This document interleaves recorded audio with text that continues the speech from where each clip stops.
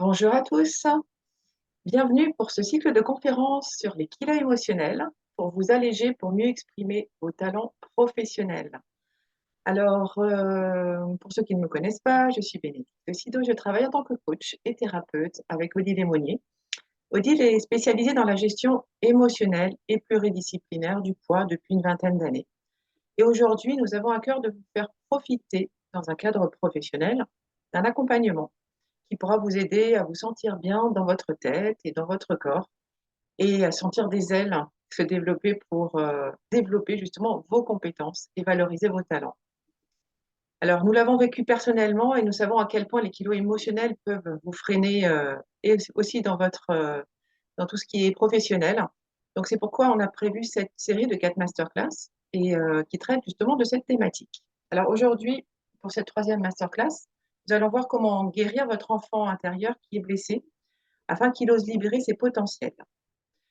Aujourd'hui, donc, vous allez apprendre à vous reconnecter à vos qualités et à vos forces. Vous allez également mettre en valeur votre apparence et vos atouts. Et vous allez valoriser votre attitude corporelle, parce que ça compte énormément aussi dans le non-verbal. Vous allez également enfin vous libérer de la cuirasse protectrice de vos kilos qui est devenue à ce moment-là inutile. Et Odile, je te laisse la parole. Bonjour.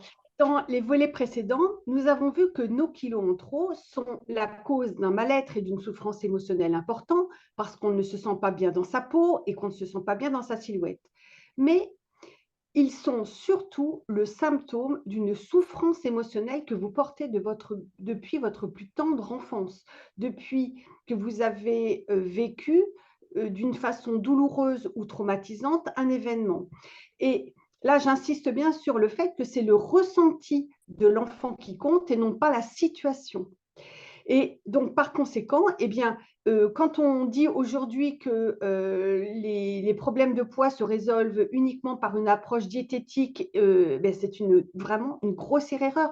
La preuve en est que 95% des régimes se soldent par une reprise de poids dans les 3 mois, ce qui montre que rien n'est réglé et que le problème ne se situe pas au niveau de l'assiette et des baskets, mais qu'il s'agit bien d'un problème émotionnel. Et ces kilos sont donc l'expression de votre souffrance émotionnelle que vous avez plus ou moins refoulée inconsciemment. Et nous avons vu jeudi dernier que la première étape pour apaiser les blessures émotionnelles était de faire la paix avec votre histoire et de considérer l'enfant que vous avez été avec compassion et avec amour pour redevenir actrice, acteur de votre vie, pour reprendre le pouvoir. Nous avons vu que si vous vous considérez comme une victime de votre vie, eh bien cela va vous rendre passif et impuissant face aux événements, face à la vie, face aux autres. Donc, au contraire, redevenir acteur, actrice de sa vie, reprendre le pouvoir, c'est se demander en quoi tel événement m'a fait grandir, en quoi elle m'a rendu plus fort, en quoi le petit enfant que j'étais a été challengé par cet événement. Et quand on y réfléchit, eh bien, la vie, finalement, c'est un verre à moitié rempli. Soit on se lamente qu'il soit à moitié vide, soit on se réjouit qu'il soit à moitié plein. Et c'est un choix. Et dans la vie, on ne fait que des choix. On choisit de subir inconsciemment ou on choisit d'agir. Vous avez peut-être vu le film d'Alain Resnais, Smoking ou No Smoking, et Sabine Azema choisit de fumer et dans l'autre, elle choisit de ne pas fumer. Et il va s'en suivre deux suites différentes. Eh bien, dans la vie, c'est exactement pareil. Et notre travail, à Bénédicte et à moi, c'est d'aider, c'est d'accompagner les personnes qui souffrent de leurs kilos en trop pour ne plus subir leur vie, pour reprendre les rênes et pour donner toute leur dimension à leur vie professionnelle.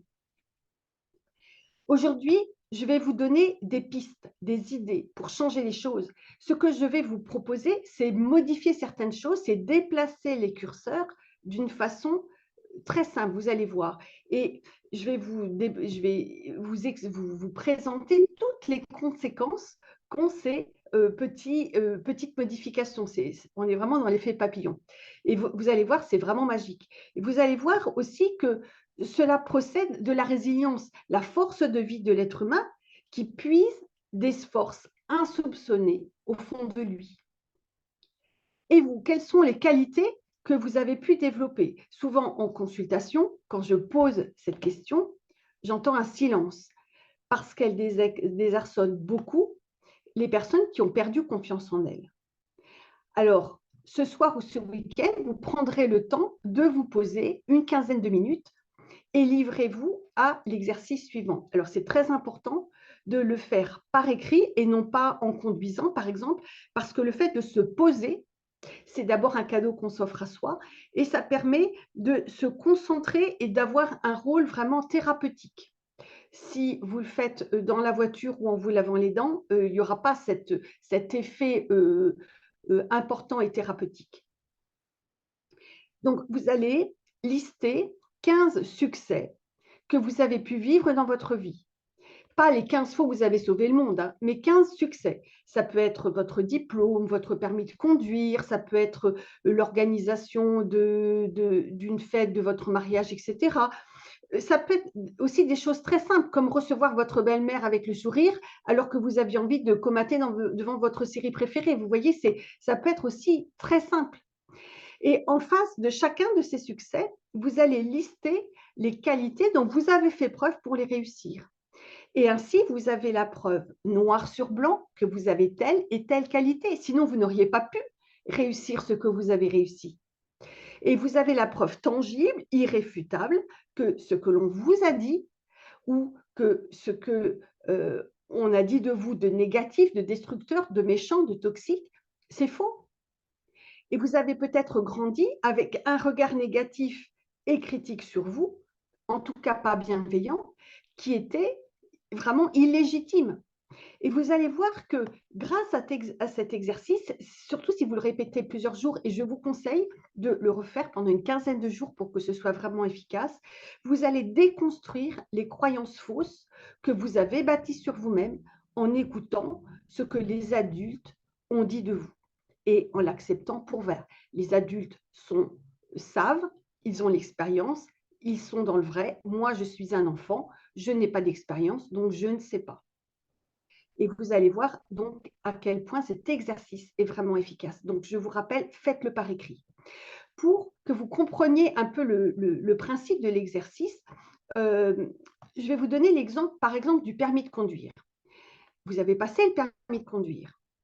Cela montrait que vous avez fait preuve de maîtrise de vous-même, du sens des responsabilités vis-à-vis de vous, de vos passagers, également des piétons et des automobilistes en face de vous.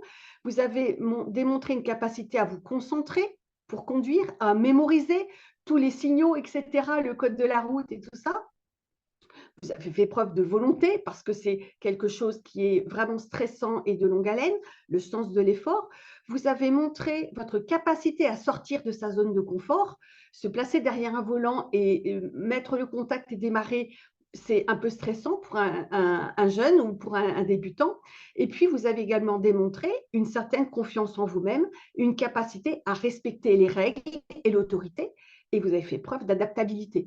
Vous avez vu toutes ces qualités, vous les avez démontrées en passant votre permis.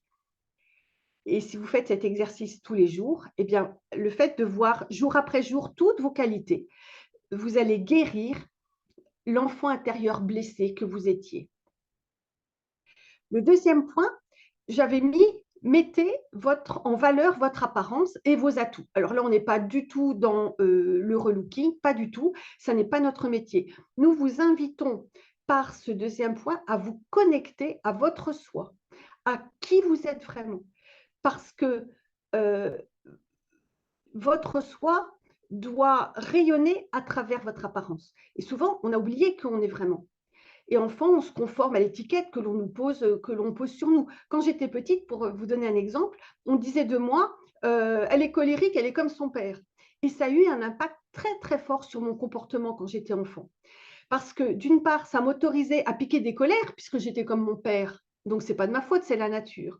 J'ai compris, j'en piquais aussi plus souvent qu'à mon tour, pour ancrer ma fidélité à ma lignée. Et puis enfin, j'ai compris, mais cela bien plus tard, que ces colères étaient finalement un mode d'expression à la fois d'injustice et de frustration, parce que l'on n'écoutait pas ma vraie nature, on n'écoutait pas qui j'étais vraiment.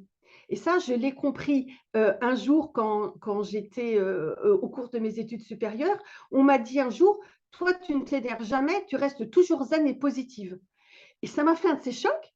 Et là, j'ai réalisé que ma vraie nature, ces gens qui ne me connaissaient pas tant que ça, finalement, eh bien, ils avaient mieux perçu ma vraie nature que mes parents qui m'avaient collé une étiquette. Et j'avais fait énormément d'efforts pour coller à l'étiquette de mes parents. Donc voilà, c'était un exemple pour que vous puissiez réfléchir sur les étiquettes qu'on a peut-être posées sur vous quand vous étiez enfant. C'est pourquoi je vais vous demander de vous regarder dans un miroir. Pas pour vérifier si vous êtes bien coiffé, si vous avez du basilic sur les dents, mais pour vous regarder au fond des yeux. On dit que les yeux sont les miroirs de l'âme. Alors vous allez vous plonger dans vos yeux et vous allez prendre le temps de vous connecter à vous-même. Prenez vraiment le temps. Connectez-vous à vos qualités, à vos forces, à votre personnalité, à ce que vous aimeriez valoriser en vous, à ce que vous aimeriez que les autres connaissent de vous. Et puis ensuite, prenez le temps de vous regarder dans un miroir en pied. Et posez-vous la question de savoir si votre apparence correspond à ce que vous aimeriez que les autres connaissent de vous. Et est-ce que, à cause des kilos qui vous complexent, est-ce que vous vous habillez couleur muraille, par exemple, alors que votre caractère est gai et pétillant? Bon, c'est un exemple. Êtes-vous conscient de l'influence de vos vêtements et des couleurs que vous portez sur votre propre humeur et sur votre propre attitude? Alors, ne me croyez pas sur parole, mais surtout faites le test. Et vous voyez, pour reprendre l'exemple, si vous n'avez pas de vêtements, si vous ne portez par exemple que des vêtements gris ou noirs, eh bien, vous pouvez oser un accessoire coloré, un accessoire gai. Vous pouvez oser déboutonner, par exemple, votre chemise pour être plus décontracté, par exemple, ou en reboutonner pour redonner plus de stature si c'est ce que vous ressentez. Hein, mais testez, vous voyez, bougez légèrement le curseur pour, euh, pour expérimenter. Et vous allez voir qu'un détail, un bouton, un accessoire peut vraiment faire la différence. Les détails, ça change tout, on sait bien. Hein. Et vous allez voir que c'est vraiment magique. Une de mes amies, dont c'est le métier, m'a fait porter un jour, nous en parlions, et elle m'avait dit, elle m'avait proposé de porter un jour une tenue la plus colorée possible et le lendemain, la tenue la plus neutre possible. Et c'était incroyable. Je ne donnais pas à voir la même personne.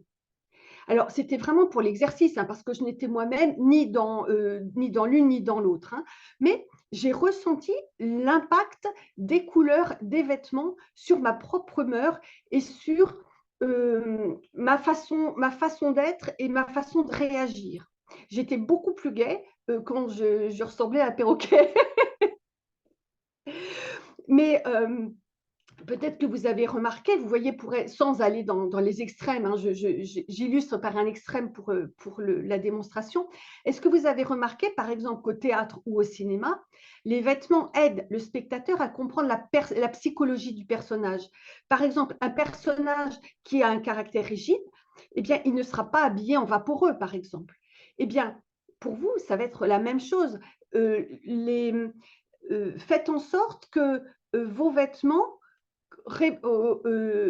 émettent ce que vous êtes au fond de vous, ce que votre apparence donne à voir de vos atouts, de vos forces, de vos qualités. Ces qualités, ces forces, ces atouts qui sont vraiment vos alliés dans votre poste, dans votre travail, dans vos responsabilités. Alors, bien sûr, hein, il y a le dress code qui est propre à l'entreprise ou au métier, mais vous allez voir que vous vous autoriserez plus à être et à exprimer ce que vous êtes finalement, si vous laissez votre apparence l'exprimer. Et c'est vraiment, encore une fois, ne me croyez pas sur parole, mais testez. Le troisième point, il en est de même avec votre attitude. On n'en a pas toujours conscience. Quand on porte des choses lourdes dans sa vie, que ce soit une situation ou que ce soit des kilos en trop, souvent les épaules se voûtent inconsciemment, le ventre ressort. Et notre corps envoie à notre cerveau que notre axe n'est pas solide, que l'on a du mal à tenir le coup, qu'on a du mal à gérer la situation, que l'on l'a subi, que l'on n'est pas capable. Et c'est le cercle vicieux. Si le cerveau reçoit ce message, l'émotionnel va l'intégrer et on va subir de plus en plus. C'est aussi le message qui va être envoyé aux autres, que les autres vont percevoir de nous et qu'ils vont nous renvoyer. Donc, c'est un autre cercle vicieux. Donc là, je vais vous inviter à vous redresser, à rentrer le ventre, à regarder droit devant vous, à marcher d'une allure peut-être plus ferme, peut-être plus décidée. Et encore une fois, ne me croyez pas sur parole, expérimentez. Il n'y a rien de mieux. Et puis constatez. Et vous constaterez par vous-même que le cercle vicieux va s'interrompre au bout de quelques jours. Vous sentir un axe bien droit, bien fort, ça va vous rassurer. Et vous allez reprendre le pouvoir dans votre vie petit à petit. Dans votre vie, dans votre travail, etc. Cela va, comment dirais-je, cela va envoyer à vous-même un message positif et valorisant euh, à votre sujet et ça va induire un nouveau comportement, de nouveaux résultats qui vont nourrir votre estime de vous-même, ce qui va entraîner de nouveaux actes, etc., etc. Et on est dans une spirale vertueuse. C'est vraiment intéressant. Vous voyez, je vous avais dit, on bouge un tout petit peu le curseur et il y a un maxi effet. Et là, on est vraiment là-dedans. Si vous décidez d'appliquer tous ces conseils au quotidien, si vous les choisissez, puisqu'on a dit qu'on fait toujours un choix dans la vie, eh bien, vous constaterez que peu à peu, votre regard sur vous-même, sur votre vie, sur les autres, sur vos collègues, sur vos partenaires, sur vos clients, votre travail, votre regard sur tout cela va changer. Et cela va induire un changement vraiment profond en vous-même et sur vous-même. En gagnant en confiance, vous allez gagner en sécurité. Je vous ai dit précédemment que les kilos superflus forment toujours une sorte de protection pour se protéger des autres, pour se protéger d'une situation, parfois se protéger de soi-même. Parce que sa faible estime de soi, son manque de confiance en soi, font ressentir une incapacité à faire face. Je vous disais tout à l'heure qu'en gagnant en confiance, eh bien, peu à peu, vous vous sentirez de plus en plus en sécurité. Et plus vous vous sentirez en sécurité, capable de faire face aux situations et aux autres, eh bien, moins vous aurez besoin de la protection de vos kilos. Le corps va se délester petit à petit parce que la nature est bien faite. Et puis, par ailleurs, vous aurez sans doute moins besoin de vous réconforter ou de décompresser avec la nourriture parce que justement en gagnant en sécurité. Et cela va participer, ça aussi. Voilà pour aujourd'hui. Donc la prochaine fois, nous irons plus loin sur ce sujet en continuant à briser la spirale destructrice pour vous autoriser de plus en plus à vibrer et à exprimer qui vous êtes pour donner le plein potentiel à votre vie professionnelle. Nous verrons ensemble comment partir de son soi, de qui l'on est, pour sortir de sa zone de confort et pour, comment dirais-je, s'exprimer en public. Peut-être que vous avez du mal, vous avez peur d'avoir les regards des autres en réunion, en présentation. Affirmer, je vous montrerai aussi comment affirmer qui vous êtes pour vous sentir à votre place et pour donner du sens à votre travail. Je vais vous montrer comment oser donner vie à vos projets personnels et professionnels. Et puis, enfin, vous aider à vous reconnecter à votre pouvoir personnel une fois débarrassé des complexes qui sont liés à votre poids. Voilà, et maintenant, nous vous écoutons pour vos questions. Merci beaucoup, Odile. Alors, nous avons effectivement fini pour cette troisième thématique très intéressante. Vous avez de quoi vous occuper jusqu'à la prochaine masterclass. Alors, j'espère que ça vous a intéressé. Et si c'est le cas, eh bien, vous avez peut-être des questions, effectivement. Alors, n'hésitez pas à poser vos questions dans le chat ou à prendre la parole. Alors, en attendant que vous notiez vos questions, je voulais quand même vous rappeler deux, trois petites choses. C'est que si vous voulez en savoir plus sur nos accompagnements avant la fin des masterclass, nous vous proposons de prendre un rendez-vous pour faire un bilan minceur et émotionnel. Donc, à la fin de ce bilan, qui dure à peu près 1 heure, vous comprendrez vraiment le lien entre vos comportements alimentaires et vos émotions. Et à ce moment-là, je vous expliquerai comment on peut vous accompagner pour vous libérer de vos kilos émotionnels. Alors, je vous mets le lien pour prendre un rendez-vous justement pour ce bilan minceur dans le chat. Et vous trouverez également le lien sur ma page LinkedIn à l'endroit où il est noté le site internet. Voilà, sur le site également, vous l'avez. Mais voilà, en tout cas, vous avez ce lien qui est un lien calendrier pour prendre un rendez-vous avec moi d'1 heure. Voilà, alors je regarde. Je ne vois pas pour l'instant de questions dans le chat, pardon. J'ai quelques personnes qui n'ont pas pu venir aujourd'hui et qui, du coup, m'ont posé des questions en privé. Et on va profiter pour y répondre et pour les poser à Odile parce que je pense qu'elles peuvent vraiment intéresser plusieurs personnes. Alors, j'ai eu Florence qui me disait que, en fait, elle était mince jusqu'à ce qu'elle intègre une entreprise dans laquelle elle était très challengée. Et à ce moment-là, elle a pris beaucoup de poids. Et suite à ça, elle a changé d'entreprise pour évoluer. Et malheureusement, dans son nouveau poste, elle a perdu confiance à cause de son poids. Elle a plus de responsabilités aujourd'hui, mais malgré ça, elle se sent emprisonnée à cause de cette problématique de poids et elle n'ose pas oui, c'est ça, elle n'ose pas donner la pleine mesure à son activité et à ce qu'elle fait à cause de cette problématique-là. Donc, du coup, elle attendait la masterclass avec impatience pour pouvoir répondre, parce qu'elle correspond, pardon, à, à ce qu'elle vit actuellement. Donc, est-ce que Odile peut éclairer Florence, s'il te plaît? Eh bien, j'espère qu'elle va pouvoir appliquer toutes les pistes que j'ai données parce qu'on est vraiment dans le cœur du sujet. Et effectivement, ce qu'elle vit, elle n'est pas la seule. Et c'est quelque chose que nous avons pu, toi et moi, rencontrer assez souvent dans le cadre de nos accompagnements.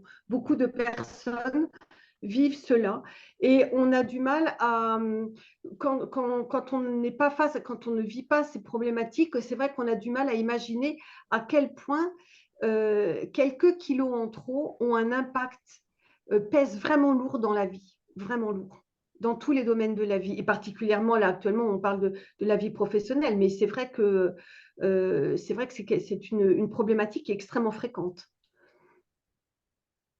Donc, je propose à Florence de tester toutes ces pistes et de nous raconter comment elle les vit et ce que ça a changé pour elle. Ok. Alors, j'avais également Isabelle qui nous disait qu'elle n'avait pas de problème de poids, mais qu'elle n'arrivait pas à perdre les 6 kilos qui lui restaient après sa grossesse, alors qu'elle fait attention et qu'elle fait même plus de sport. Elle demandait pourquoi.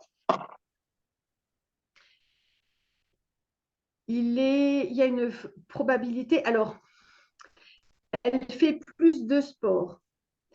Alors, il y a une question de poids. Il ne faut pas oublier que les muscles pèsent plus lourd que la graisse. Donc, elle ne précise pas si sa silhouette a changé. Mais si sa silhouette avait changé, je pense qu'elle ne t'aurait pas contacté.